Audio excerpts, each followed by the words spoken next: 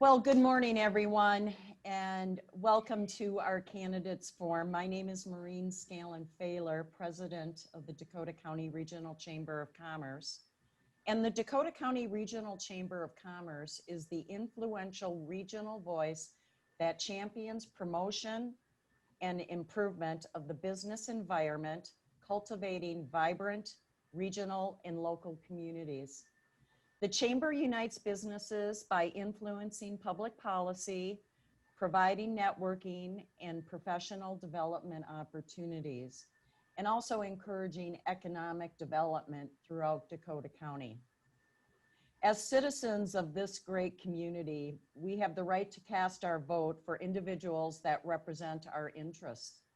The leaders you elect make the decisions that affect you and your business, your job, healthcare, taxes, economic security, and our future workforce, and many more. Today's candidate forum is one opportunity to educate, engage voters from District 51B. And I'm honored to have these candidates with us this morning who are running for the Minnesota House of Representatives, District 51B. Please help me welcome Liz Reyer and Fern Smith. So thank you so much, ladies, for joining us this morning. Before we start getting into the program, just a couple of housekeeping items. If you have specific or questions that you would like to have asked to the candidates, please put those questions in the Q&A tab. I will be monitoring that, and as questions come in, I will bring them forth to the candidates. So just remember, if you have some questions, go ahead and we'll try to get to as many as we can. So I would like to also acknowledge our sponsor for our candidates forum, and that is Velocity Public Affairs. And Velocity Public Affairs is a full-service public affairs company that combines experienced leadership with market-leading proprietary technology to help clients strategically address and manage public affair challenges and opportunities. And Velocity Affairs, thank you so much. Your ongoing steadfast support of the Chamber of Commerce. We are truly grateful. So we will get started, and what we will do is our candidates will do a brief introduction, and then we will get into the question and answer. So we will start with Liz Reyer and your introduction. So Liz, the floor is yours. Good morning, everyone. I'm Liz Reyer. Thanks to Maureen and the Dakota County Regional Chamber for hosting this event. It's a pleasure to be here. I've lived in Eagan for nearly 30 years. My husband and I raised our 4 kids here, and we've been involved in the community the whole time. We volunteered at Oak Ridge and Blackhawk and Eastview when our kids went to school. I've been involved as a board member on the Eagan Athletic Association and Eastview hockey boards, active with the DFL. We're active volunteers with Open Door, and I'm also an active social justice activist. To me, Eagan is a very important place to live, and it's been a pleasure to contribute to the community. I have a bachelor's in Chinese from the U of M and a master's in political science from Ohio State. I've worked in business for most of my career in organizations, both large and small, and in roles and teams as diverse as operations, marketing, sales, and technology. I'm a researcher, a team leader, a project manager, and a leadership coach. And my role is to bring people together to define problems, identify solutions, and then work to move them forward, even if they didn't necessarily want to start out working together. Eagan's been good to my family, yet here and across the state, many are still struggling, and that's become more prominent than ever in times of COVID. We've seen loss of life and livelihood for far too many. We see the effects of climate change in the hazy skies from the western fires, and in the loss of flora and fauna in our state. And we also are seeing the challenges compounded in communities of color based on structural racism. From education to healthcare to housing, and public safety and economic opportunity, we must take on the disparities that persist. Now is the time to act. Times of disruption provide great opportunity when we pull together, and I'm committed to ensuring that all voices are at the table, defining problems and bringing solutions together from our rich array of lived experience. We will face challenge, including budget pressures. I'm committed to working with my partners in the city, county, school board, and federal levels, as well as with the business community, which is a fundamental part of our community. And together, when we partner, I know that we can find solutions to the problems we face and help our community flourish. I look forward to the discussion, and thank you very much. Thank you, Liz. Fern. Oh, hi, thank you, Chamber of Commerce and Liz for being here. Thank you so much. I'm excited. My name is Fern Smith, and I'm running for office because I believe I can represent the people in Eagan and make life better for all of us. I am from a family of 14. I was born in Chicago. Yeah, a family of 14. Was born in Chicago, eighth of 14. But when my dad got transferred to Minnesota, we moved here when I was 13 years old, and I really fell in love with Minnesota.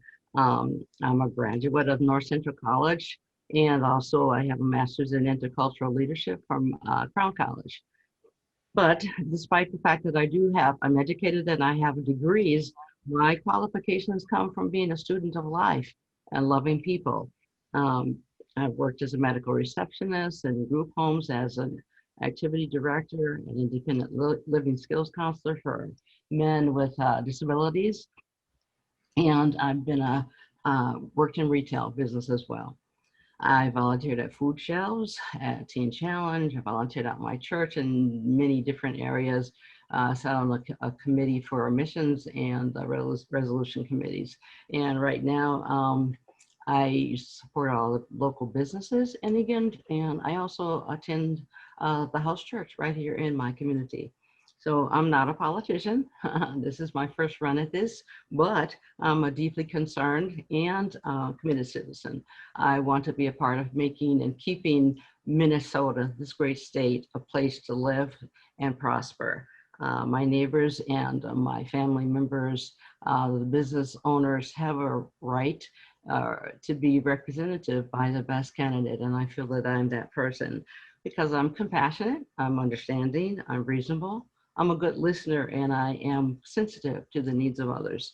I can relate to people on many different levels as a single woman, as an African-American woman, as a individual that has disability limitations, as a senior citizen, and as a former business owner. So I want to be able to work with everyone for the benefit of everyone. So I'm anxious to do that, and thank you so much for letting me be here today. Great. Well, thank you so much, Fern, and thank you, Liz, for your opening comments. We are now going to move into the question and answer session of the program. And I am going to start, and Fern, you're going to be the first one up to answer the questions. And what I'll be doing is kind of rotating between the two of you. Once I get into this, sometimes I lose track. So if I call on you twice, just say, no, Maureen, it's Fern. So again, we're here to have just really a conversation. Now, the two of you have not served or held public office, correct? Correct. So you are bringing a whole different aspect of experience to our state legislature. So the first question is, Fern, what skills do you possess that you think will bring importance to District 51B if you are elected to serve?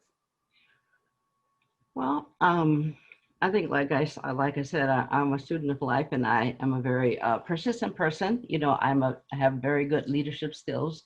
Have been in leadership positions at my church, and also, you know, what places where I worked. And I'm very persistent, and so listening to people and understanding what the needs are. You know, I believe that just those basic skills will help me represent people, you know. And when I get into the legislature, you know, I am very open to listening to everyone and hearing from people, learning what I need to learn, and doing what I need to do to come to a better conclusion for everyone. So, Great, thank you. Liz? Yeah, my track record as a business person has been bringing people together, seeking out perspectives so that even if points of view may have been missed unintentionally, everyone is brought to the table. That brings better decision making, that brings better solutions. And I do that as well as an activist, making sure that all communities are represented. I'm hearing from, in my calls to constituents, that not everyone does feel that they have a voice here in Eagan. And to me, it's essential if we want to solve the problems that we're facing as a community from COVID, the economic effects and the personal effects, that all people are included.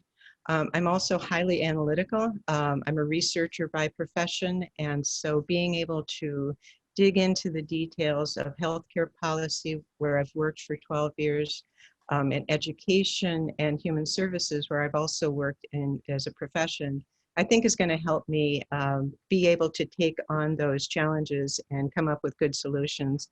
And finally, I bring a compassion based on life experience, a survivor of domestic violence, a single mom, and with a son who is a disabled veteran. Thank you, Liz. For our participants who are going to be putting questions in the Q&A, please make sure the questions are available for both candidates versus directed towards one specific candidate. I'd like to have both be able to respond. So if you are elected, and Liz, you will be answering this question first, what committees would you like to serve on? Thank you for the question. There's a rich array of choices, but my number one choice would be Health and Human Services Finance Committee. As I mentioned, I've worked in healthcare as a Blue Cross for 12 years. And from the perspective of all of the stakeholders in the healthcare system, I have deep knowledge. I've worked with providers, I've worked with patients and health plan members. I understand the employer-based systems, what works and what doesn't work about that, from both the consumer perspective and the operational and technology perspective. So to me, that's a place where I think I can really make a difference. It's so key that everyone have access to the care they need and that no one is unintentionally left out. The second committee I'd like to serve on is education policy. I worked early in my career as an education evaluator. I had 4 kids who went through the system, and I have a passion for education that brings together the full scope of community needs, in my view. Great. Fern?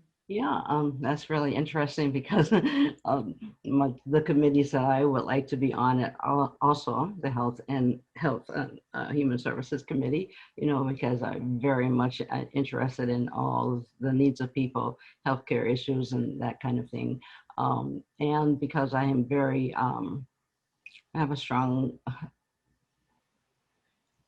I just really would like to see our children get the best education that they can get. So education policy is also one of the committees that I would like to be on, so I want to make sure that kids get what they need and parents have some input into their education for their children.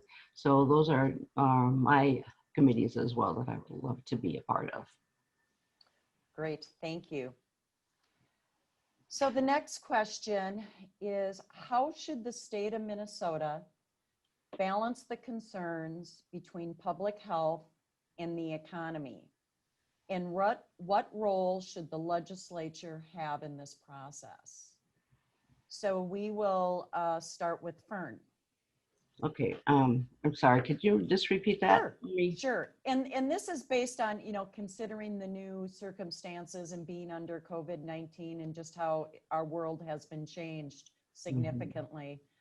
How would the state of Minnesota balance the concerns between public health and the economy? And what role should the legislature have in the process? Because we know we're dealing with a public health issue with COVID-19, but it's also having significant impacts on our local economies throughout Minnesota. So what is the best way, do you think, the state, and what role should the state play in all this? Well, I think, definitely COVID has had a big effect on our people, the businesses in our economy. I think that we should be able to allow the businesses to get up and running again as soon as possible, so that they can have income and reestablish the economy as it was before, or even better. And health-wise, people, there's some hidden health concerns, because of COVID, the isolation factor and all the different things that people are, getting depressed, different things like that. And so once we get our businesses back up and running and allowing the businesses owners to be able to determine what is best, as far as their business goes, and get their employees back to work, I think it's gonna dovetail with being able to get health care for people being healthy emotionally, and financially. So it's, it's all tied together, but we need to have that freedom, the businesses do, I think, to reopen and, and get those things going for themselves and their employees. Liz. Thanks. I think the role of the government is in the legislature in this situation is to provide stability, support, and resources to the community. And my vision is that we would have a system where businesses can open as soon as safely possible. It's very important that we look out for the well-being and safety of the employees, that we look out for the well-being and safety of the customers, while recognizing that especially small businesses are incredibly vulnerable at this time. We've had programs in place with grants for small business to help support them. I think that those should be continued and enhanced. We need to be providing financial support to individuals who are losing their jobs. That's the source of so much of the anxiety and stress of not knowing if you're going to be able to keep your roof over your head and food on your table and healthcare. So we need to be providing supports for that. At the same time, I think that it's important that we keep limits on and the pace and use a data-driven approach to reopening, because we've seen in other locations too that when you're measured about it and have discipline around the pace based on the course of the pandemic, you get a better outcome in the end. I think that will be our path to thriving forward through this. Great, thank you. Thank you, Liz.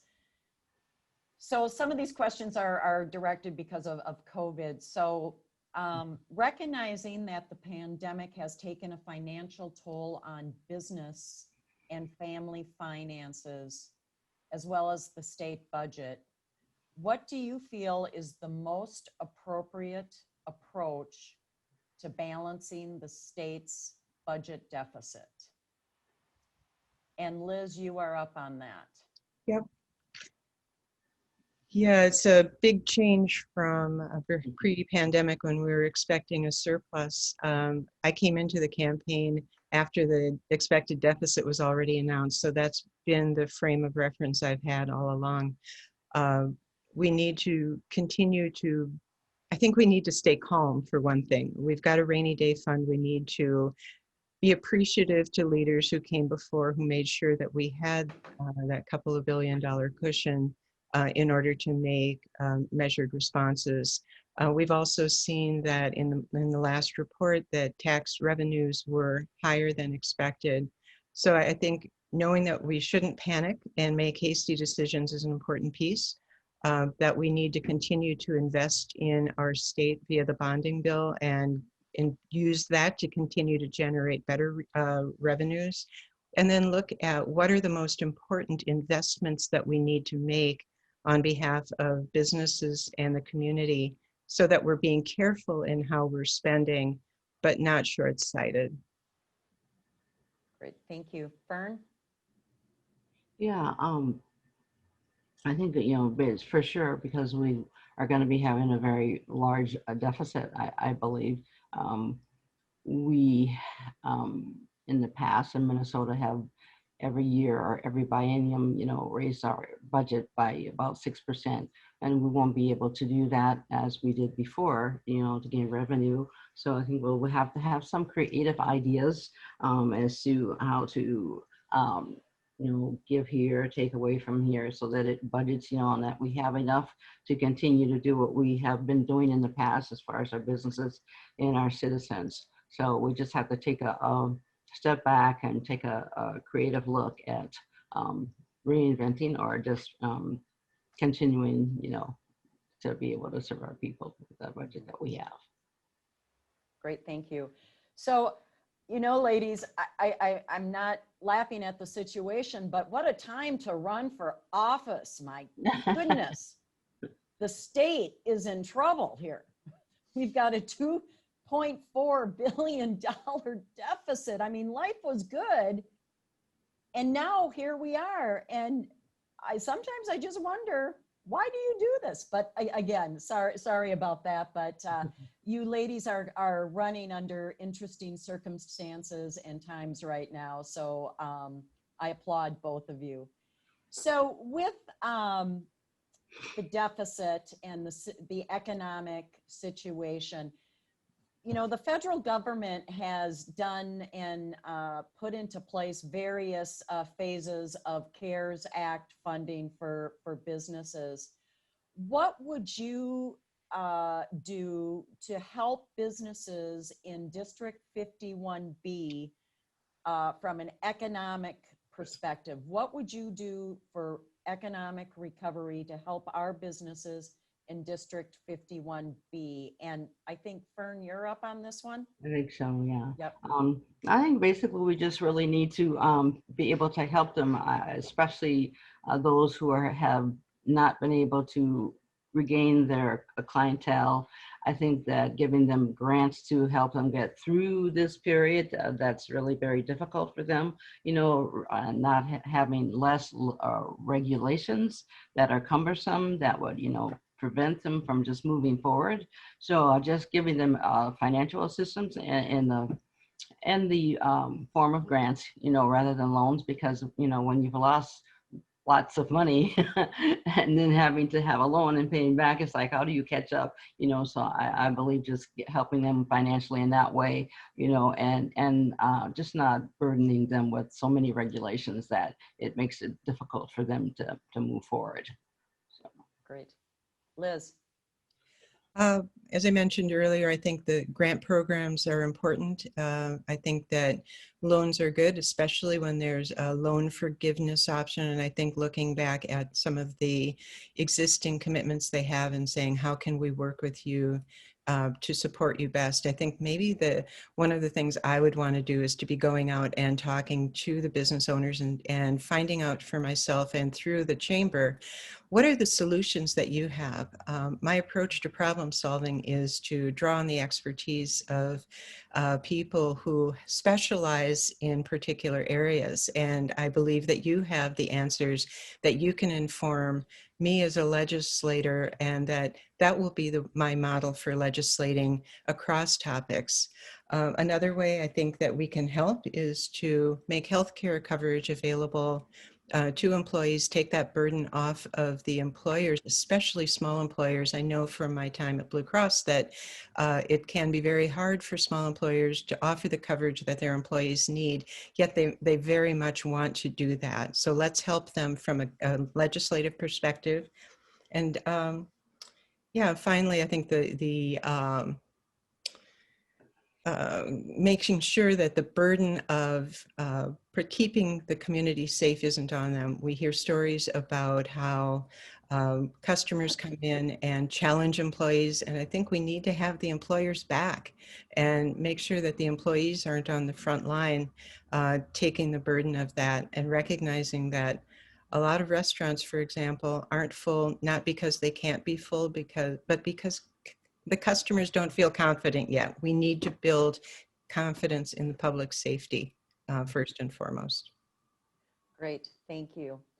So shifting, well, not necessarily shifting. So we are in, we've had, I think, in the history of the state, a record number of special sessions. And the special sessions of late have to deal with the governor's emergency powers. And those are extended on a 30-day notice. So we anticipate that a special session will be called again in the next few weeks to deal with the emergency powers. If you were sitting representing District 51B, would you continue to support the governor's emergency powers, or would you vote to take those powers away? And I think, Liz, you are up on this one. I am. I would strongly support continuation of Governor Walz's emergency powers. I think he's done a very good job of calibrating, looking at data, relying on the health experts, the economic experts to thread the needle and find a balance of open versus closed and the progressing the access. We all want to be back to our pre-COVID days, but those aren't coming back. And so finding the safe and most open path is important. I would use the special sessions, though, to get more work done. I would pass a bonding bill and can have that moving forward, because we're limiting our ability to recover even as we're doing the work to try and recover on the health side. And I would point out that it's the same level of emergency powers that I believe all other governors and the federal government also have. I don't see any reason that we would be an outlier and tie our governor's hands. Thank you, Liz. Fern. Yeah, I actually would be against extending out those powers, because I don't believe that we are still in that state of emergency. I think that it's a crucial time that we're in. So I believe that they should not be extended, and that we should let the legislative members have a decision as far as how we're moving forward with all the restrictions, mask, whatever. But I would definitely not be for extending those powers. Okay, great. Thank you, Fern. So let's talk about bonding and capital investment in our state, and specifically in Dakota County and District 51B. And this last year, there was a bipartisan effort amongst our Dakota County legislative delegation to come together to introduce a Dakota County bonding bill. And I would like to recognize the Dakota County legislative delegation for putting partisan politics aside and coming together to do the right thing to bring capital investment into Dakota County. As you ladies know, Dakota County is the third largest county in the state of Minnesota, moving very close into the number 2 spot. But yet, session after session, when we have bonding bills, Dakota County does not get its fair share. So what will you do to continue to carry that flag for capital investment in Dakota County? And I think it is now Fern's turn. Okay, I don't know a lot about the bonding issue, but I think that I would just be very supportive of that, and hearing both sides of the coin as what we should do. But I absolutely believe that we do need to have something like that in Eagan. I love this area, and we need to be allowed to have our fair share of the income or revenue for our area. Great. Thank you, Fern. Liz. Yeah, the first point I'd like to touch on is the bipartisan collaboration. I think that's a great thing, and it's something that we have far too little of. And it's a place that within the needs of Dakota County and beyond will be one of my strengths in terms of being able to form and develop relationships with people across the aisle. From the perspective of Dakota County, we have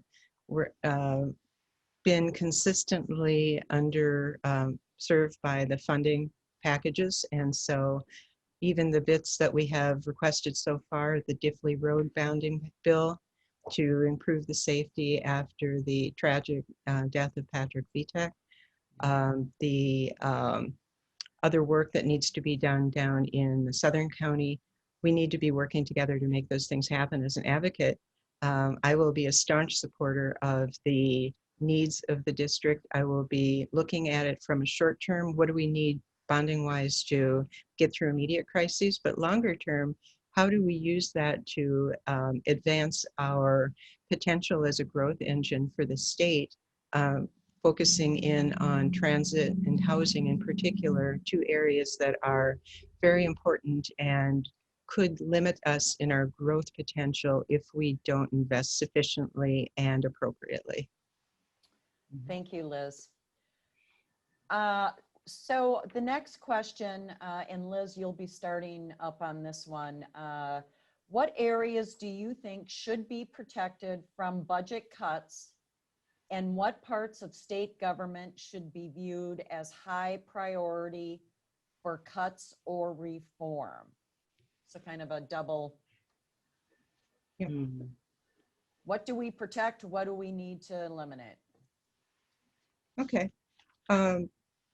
One of the areas that I am confident we need to protect is access to mental health services. It's already underfunded with the stress of our current world. It is more and more of a crisis, and we need to make sure that not only do we protect it, that we continue to invest in mental health as part of the healthcare system and make sure that people have access to the full range of care they need. I also think this is not the time to underinvest in education. We're changing the models in response to COVID and cutting on education when we need to be learning how to do distance and hybrid learning, again, would be short-sighted. When I look at the potential for savings, one of the areas that I think that we could be looking at is the criminal justice system and making sure that we are investing appropriately there, that we are looking at the costs and the base of people who are incarcerated. We've seen in the war on drugs that there are many, many nonviolent offenders who are imprisoned and continue to be harmed by the criminal justice system. So I think looking at that, recognizing that it costs twice as much to house an inmate as it does to educate a child. I'm not saying in any way, to be clear, that we want to threaten public safety. We do not.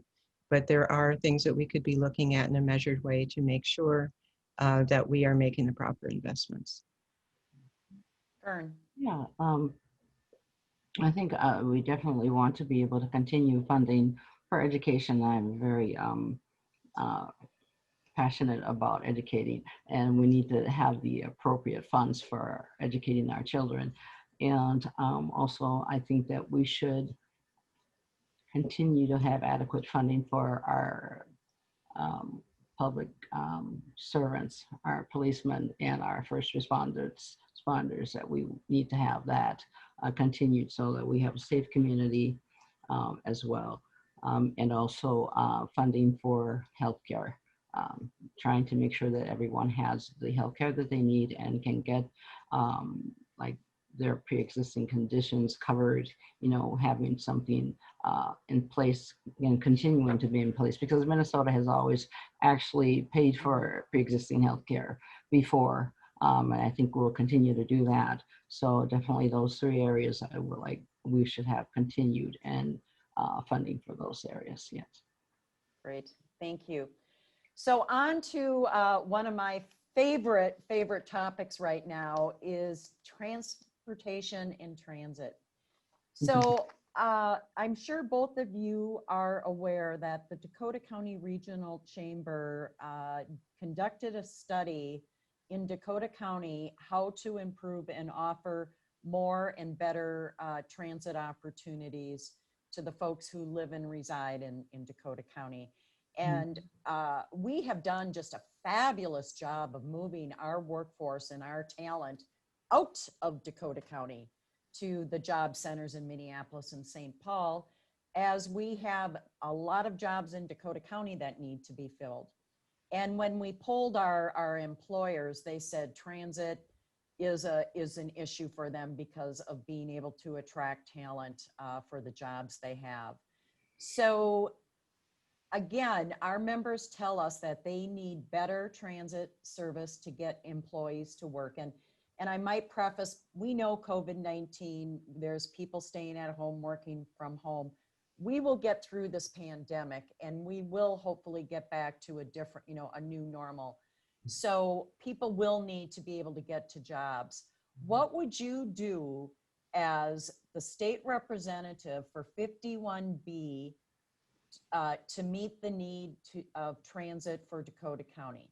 And let's see, I think, is it Fern that's up? Yes. Yeah. I think I would support developing a better transit system for Eagan, possibly a better busing routes, because right now the bus routes that we have in place will get you here at a certain time of the day, and then it's like it's no in between stuff, getting you to different places of employment. So I think definitely supporting new plan for our transit for buses. I don't know so much about trains. I don't know a lot about that, but how we would do that. But whatever we could do to make people able to get into our community better, I would support.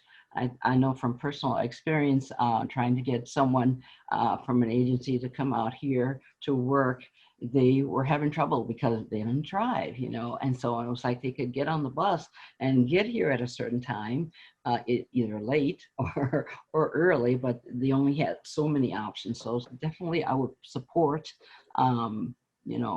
funding and creating